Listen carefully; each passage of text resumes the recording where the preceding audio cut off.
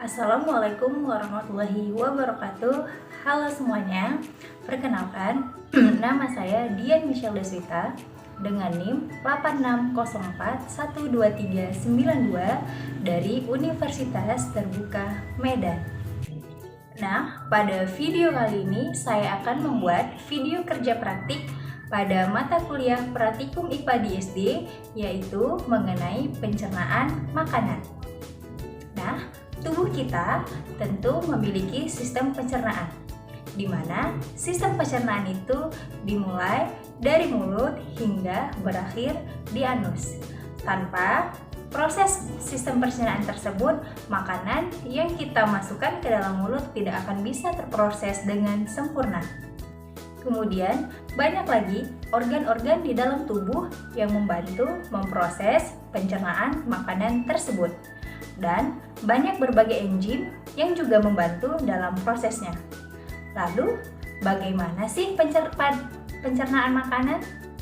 Ayo saksikan video berikut. Lalu, apa saja sih alat dan bahan yang akan kita gunakan dalam praktikum mengenai pencernaan makanan? Yang pertama, yaitu saya menggunakan alat bantu gambar sistem pencernaan makanan yang sudah saya print. Kemudian saya membutuhkan lem, yaitu untuk menempel gambar tersebut. Selanjutnya ada gunting, ada kertas kartun, ada gabus. Nah, gabus ini akan kita gunakan untuk menempel gambar yang sudah kita print tadi. Dan yang terakhir ada buku pengamatan untuk menulis pengamatan yang kita lakukan. Setelah semua alat dan bahan tersedia, maka guntinglah bahan atau gambar yang akan kita gunakan sebagai sistem pencernaan pada makanan tersebut. Dimana setelah semua bahan perinan tersebut digunting, maka lem semua gambar tersebut di atas gabus yang telah dilapisi oleh kartun agar lebih kuat dan tebal.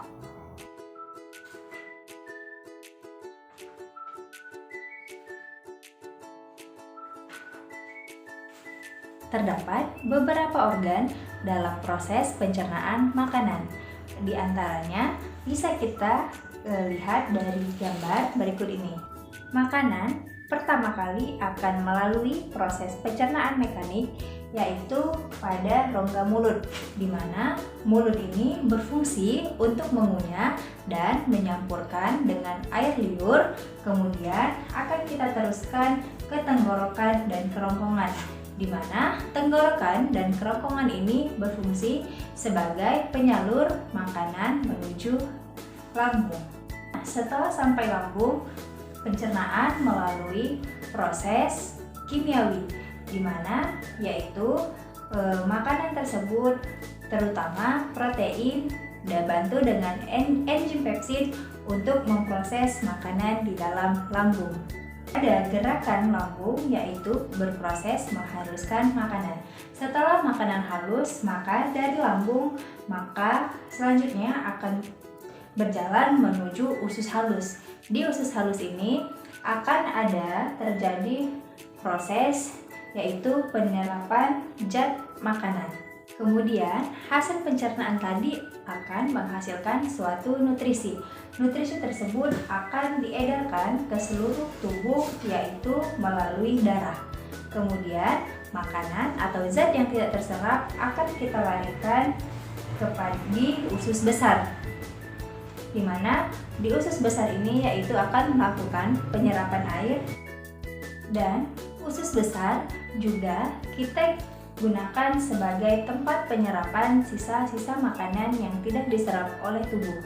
Setelah itu, usus besar akan meneruskan, yaitu pembentukan feses kepada rektrum atau tempat sementara proses penyimpanan feses sebelum akhirnya akan diteruskan ke anus, di mana anus ini merupakan tempat pengeluaran sisa dari pencernaan makanan yang tidak diserap oleh tubuh. Berdasarkan Hasil praktikum atau pengamatan yang telah dilakukan dapat kita simpulkan bahwa sistem pencernaan makanan pada manusia yaitu karena adanya kerjasama antar beberapa organ dalam tubuh guna mencerna makanan tersebut, dimulai dari mulut, lambung, usus halus, hingga ke anus. Proses pencernaan makanan terjadi baik itu secara kimiawi maupun secara mekanik. Kemudian, sistem pencernaan tentu saja sangat penting dalam tubuh, yaitu untuk menjaga nutrisi tubuh. Demikianlah hasil praktikum atau pengamatan yang saya lakukan pada pencernaan makanan. Lebih dan kurang saya mohon maaf.